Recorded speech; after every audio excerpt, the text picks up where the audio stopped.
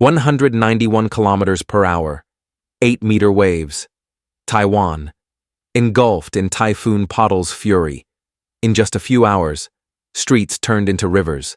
Metal roofs flew like dry leaves. Thousands fled in search of shelter.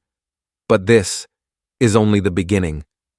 Podul is charging straight toward mainland China, bringing deadly floods and violent winds. Subscribe now to get the hottest updates before the next storm strikes. Podul, the fiercest storm of the season, tore apart the skies over Taitung, sweeping away everything in its path. In the flickering light, children clung to their mothers. The elderly gripped the hands of their grandchildren.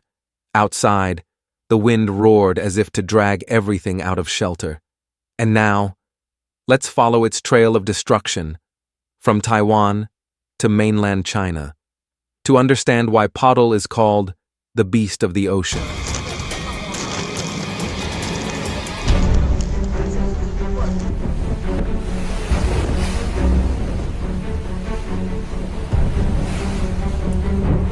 Afternoon of August 13th, 2025.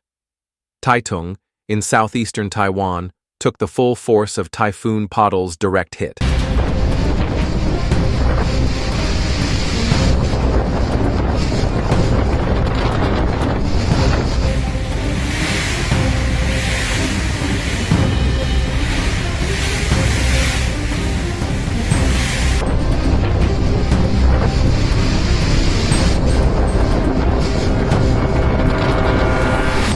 Sustained winds at 191 kilometers per hour, equivalent to a Category 4 hurricane on the Saffir-Simpson scale, enough to uproot ancient trees, snap utility poles, and rip roofs from houses in seconds.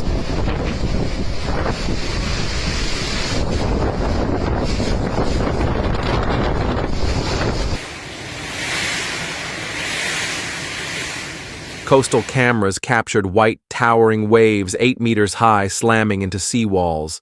The force of the water shook steel and concrete structures. Rows of palm trees bent low, leaves and branches torn off and hurled against windows.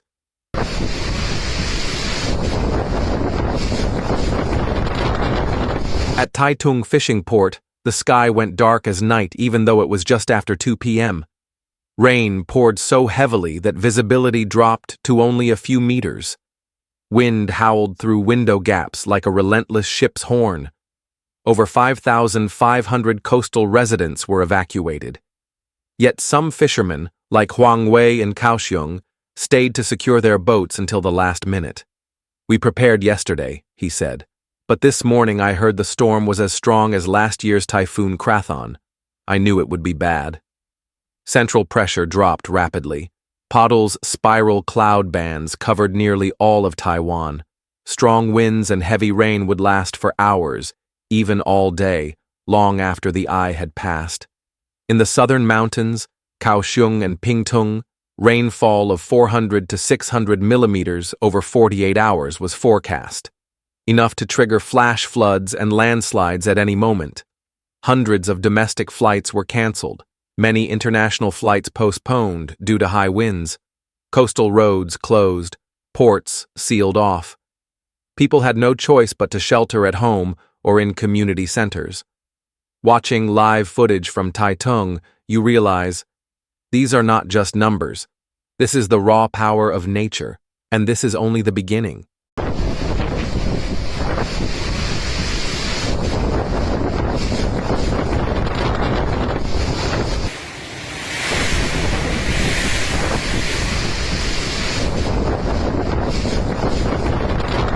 When night fell, Podul did not weaken. It seemed to draw more strength from the ocean. Streetlights swayed violently. Amber light flickered, flaring and then going out. A scene both chaotic and haunting. Empty streets filled with waist-deep water. Traffic signs bent. Motorcycles floated down fast-moving currents. Cars trapped. In just 30 minutes, the first floors of many homes were swallowed by muddy water. 33 people were injured, most from shattered glass, flying metal roofs, and falling trees. In Hualien, a fisherman went missing after checking his nets. Rescue teams swept high-powered beams across the pitch-black sea. Only fragments of his boat were found. Over 130,000 households lost power. Darkness engulfed entire neighborhoods. Faint light from flashlights and phones flickered in shelters. The sound of roofs being torn away echoed.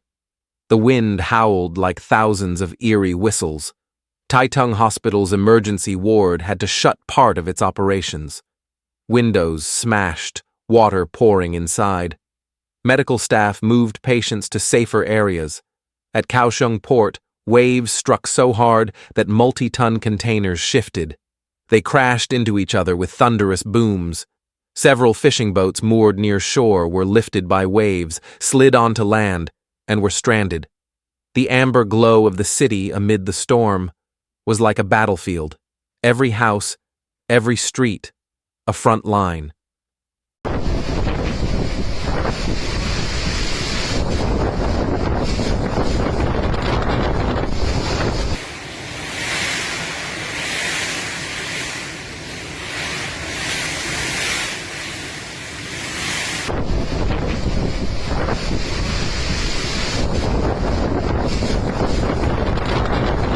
Among the thousands evacuated, one story stands out.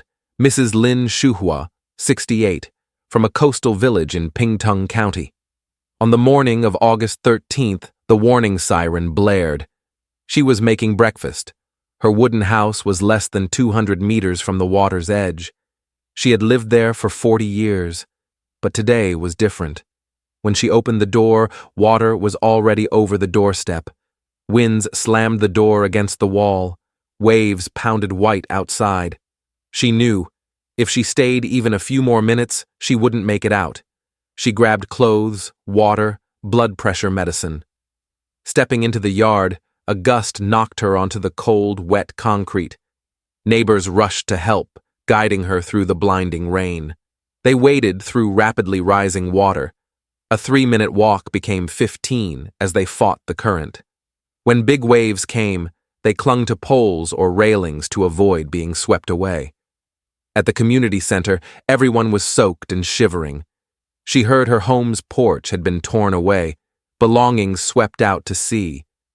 But she was alive. Being alive meant there was still hope. Outside, the wind screamed. Water slammed into the walls. Inside, she held her 8-year-old granddaughter's hand tightly. We will go back and rebuild from the start. In every disaster, there are stories that never make the news, moments when people fight to hold on to life and to each other.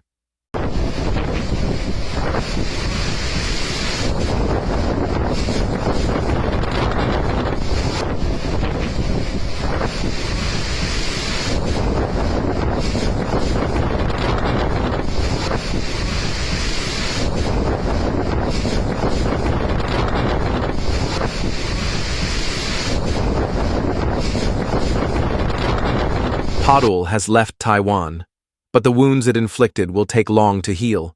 Once bustling streets now caked in mud, roofs reduced to bare wooden frames and broken bricks.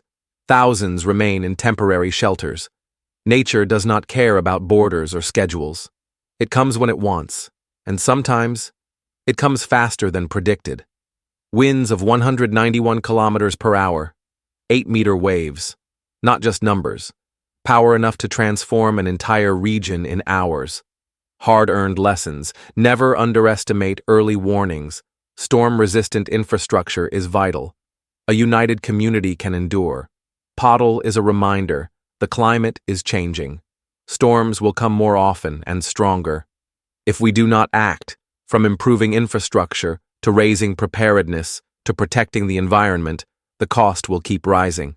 We cannot stop the storm, but we can choose how we prepare and respond. Nature is always stronger, but the human spirit, united, is never easily broken. This is natural destruction, true stories, real warnings, lessons we cannot ignore from nature. If you want to stay with us and receive critical updates on disasters, subscribe and turn on notifications today.